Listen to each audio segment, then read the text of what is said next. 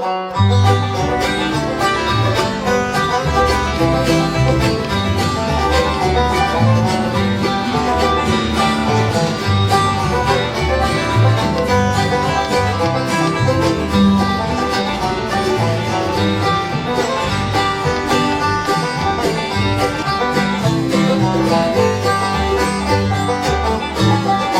our marching orders. We're going to build a bed frame, queen size bed frame. It's going to be 80 1/4 inches long, and it's going to be 60 1/4 inches wide. And what I got to do now is I'm going to make the frame out of this 2x6. And what we've got, and what you got to look for when you're looking at the wood, is if you notice right here, we got some splits in the wood, so we really don't want that in our project. So what I'm going to do is I'm going to measure from the other end down here, and I'm going to measure out my 60 1/4 inches so we can cut that split piece off. So I'm going to come out here, and we're going to come out to 60 1/4, and there's 60 1/4 right there. So there's 60 1/4, and I make my mark. Take my trusty combination square, put that across, and we'll draw our line. So I've got that set. So then I'm going to cut this, and this is going to be one of the end pieces, so I'll need 2 of these. So we've cut our frame out. So now what we're going to do is I'm going to cut out these 4x4s, which are going to be our legs. So I need 4 of these. And I decided that I want the bed frame to be 23 inches up off the floor. So I'm going to take my tape measure and put this out. I'm going to go ahead and go to 23 right there, and I'll make a mark. And then I'll take my trusty combination square and I'll mark that off. So I have that. So now we're going to take it and we're going to line it all up and get ready to cut this. Safety glasses back on. We'll get this lined up. So we'll get that right there, and then we'll go ahead and cut that.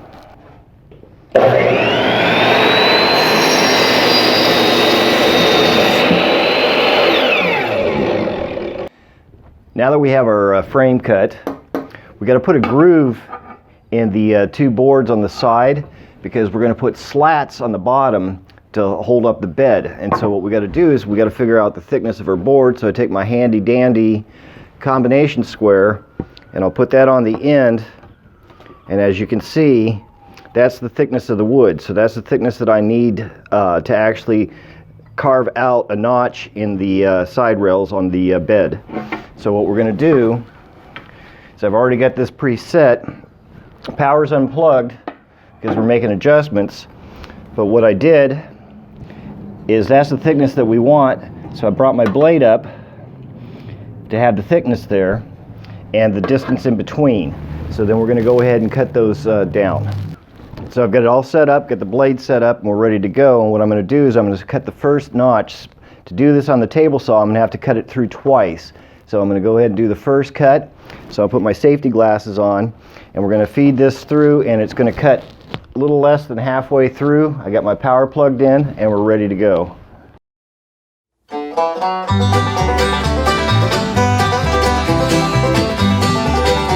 So the first notch is done. So now I've flipped the board upright, and so now I'm going to cut this out, and that's going to take our chunk out to give us our notch to put our boards that go across. So I'm going to go ahead and do that.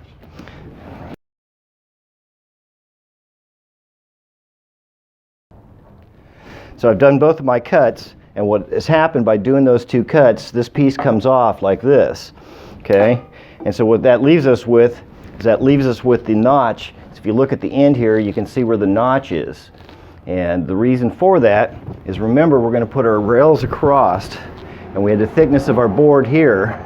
So if I take that and set that on the side there, you can see that it's flush on the side. So that's what we got to do on the other rail. So I'll do the other rail, and then we'll be ready to go ahead and put it together. So now I've got the bed frame done, and as you can see, I'm working on my own. So I've used clamps to actually hold it in place, And what I've done is I've put everything together, and then I'm going to go ahead and show you that it's level. If you look right there, you can see that it's level on the top there. So I've got that level, and I've got it level on the side. As you can see right there, that we're level. So what we got to do now is I put lag screws in on the long sides, and I'm going to show you how to do that so you don't hit the screws on each other since we're putting 4 in. So if we look here, you can see that I drew a line diagonal from top to bottom of the size of the 4x4, and then I came in an inch and came in an inch to put the lag screws in. So now when we do the lag screws on the other side, we got to make sure that we're not putting them at the same level. So we have to alternate and go the opposite direction. So I drew a line here and came in an inch and came in an inch, and then I'm going to go ahead and countersink those with a Forstner bit, and then I'm going to go ahead and drill a pilot hole, and we'll put the screws in, and then that way they're the opposite direction of the ones on the side so they don't hit each other. So I've got my Forstner bit that I'm going to use for my countersink here. That's how I put them in on that side there. So I'm going to come over here to my marks, put my safety glasses on first, and I'm going to take that tip and put it on there.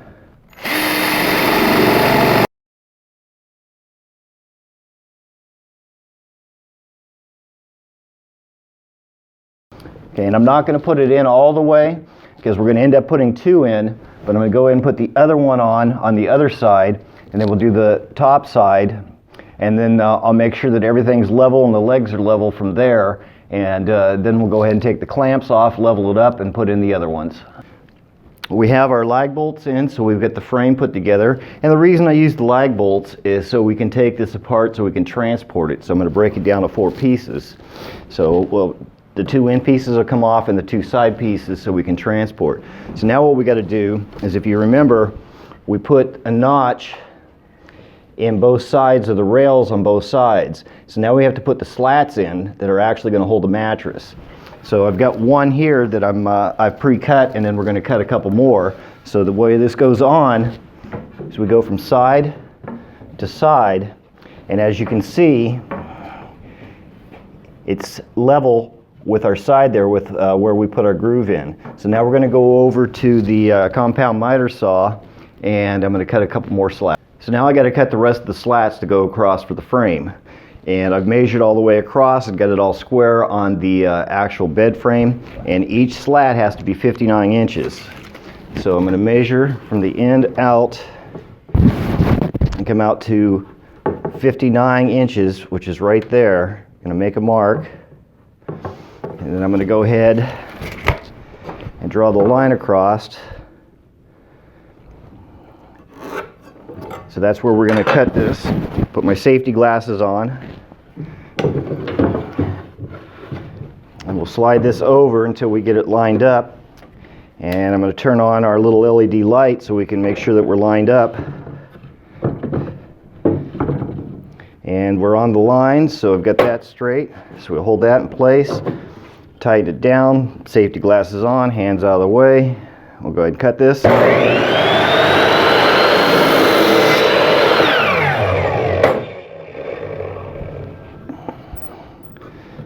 now I've got that cut. So we got it all together. I've got the slats in. Got my square because I want to take that, put that on the side and show you that it's square. And it's square on both sides. I put the level on top, and you can see the bubble shows you that it's level, so we've got the frame ready. And from there, we'll finish this up and take a look. So we'll pan back and take a look at the bed. So now we're done. Next step is we're going to take this, take it apart, and we'll take it over to Miss Schuler, who's going to actually put in the antique barn door headboard that she's created. So we'll see you in the next steps. Hi Pathway Chippers. On this episode, I'm going to show you how to turn this old farmhouse door into a bedpost. Stay tuned. All right, to measure my door, I got my tape measure and I'm gonna stick the edge of my tape measure here to the bottom of my door or the edge of my door, and I'm going to find 18 inches. But I can't cut right here because of the paneling. So I'm just gonna move it in just a little bit and do 18¼ inches. And that is the 4th line after the big line after the 18. So I'm gonna put my little pencil mark right here.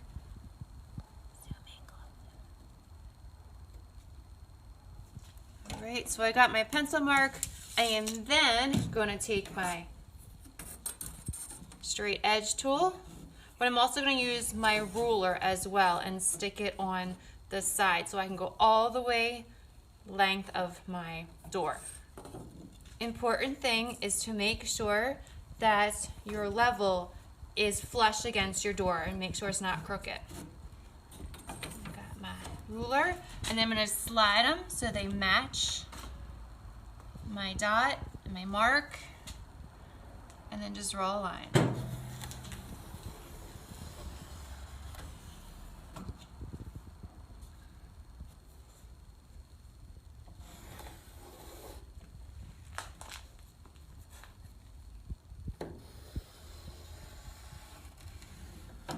All right, let's cut. But before I cut, I want to make sure that I have an accurate measurement. 18¼ and 18¼ All right, let's cut. Before we begin cutting, make sure you have your ear protection and your eye protection before you begin.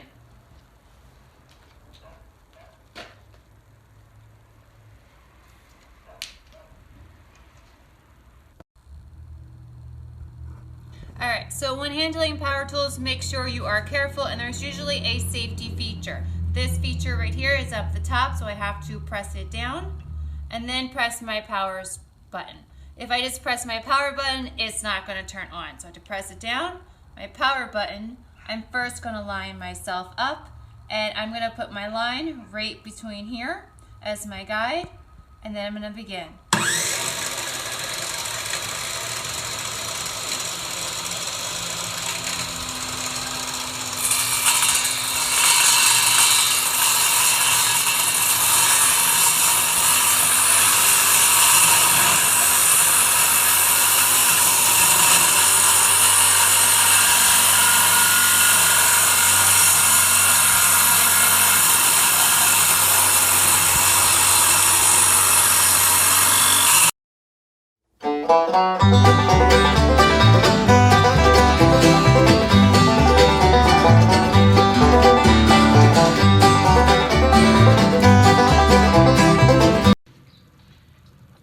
Step 2 for our door project is to take this old paint off of the door before I apply my new paint on. So supplies I'm going to need is, of course, my safety protection. I have my goggles and my glovies.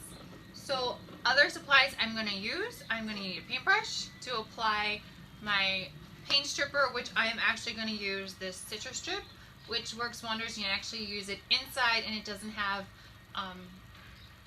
any really harmful smells. I'm actually going to use a container to stick it in, and I just got a empty soup can that I had for my lunch the other day. And before I apply any of my stripper onto my door, I'm going to take off any of this old, probably lead paint. So that's why I want to wear my safety goggles, just in case I have any paint chips flying in my eyes.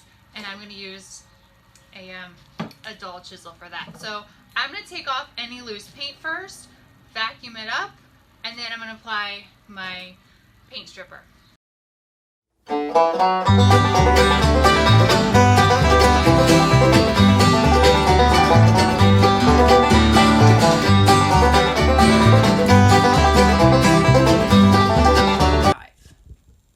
It's been 3 hours since I have applied Citrusolve to my door, and as you can see, the paint is starting to kind of like bubble up a little bit, and it's kind of dissolving the paint. So I feel like it's time to get our gloves and our eyeglasses on again and start seeing how this comes off. Now I might need to apply it again because there might be a couple layers of paint on this door. So let's see how it comes off. Last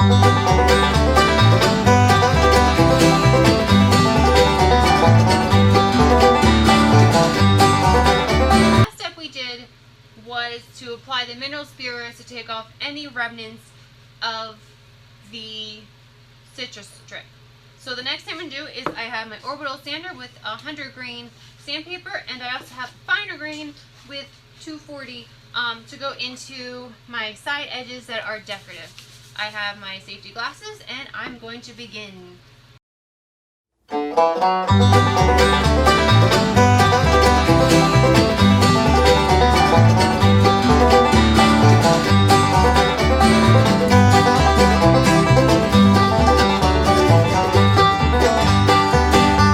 Alright, so our next step is, once we've cut 45-degree angles on both sides, is to do the edges. And apparently it looks like we've cut pretty well and we got one right, and now we gotta just do is the side edges.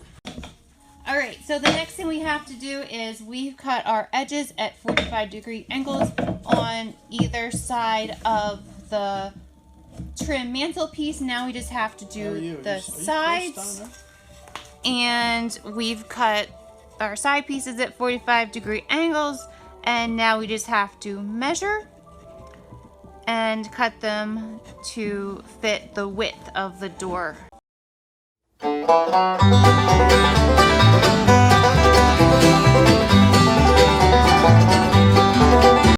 so our next step on how to attach the crown molding to the top, we have the top of the board that we're going to attach first for like a little shelf. So we had to figure out where this ended and then gave it a measurement. So we measured from here at the top of the trim to the base, to the top of the board here, and I'm going to use the equal measurement, which is 3/4 of an inch, and then mark it on the edge, and we're going to cut the sides off here and down there, and then we're going to attach to the board, attach our trim, and then start painting and staining.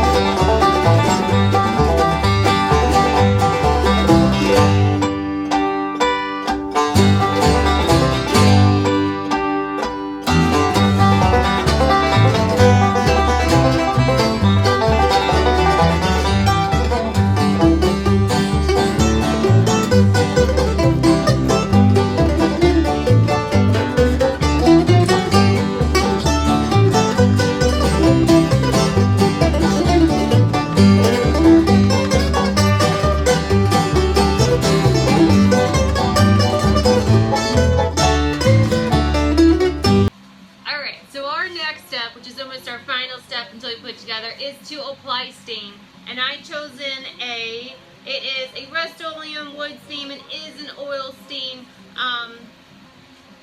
of the bottom of the base, and also along the door on the panels, rectangles in the panels. However, I'm going to use a semi-gloss Valspar paint, which I chose Tricorn Black in, and I'm painting the mantle part with that, and also inside here in the detail. So as you can see, my dad's behind me, and we are going to paint and stain the door.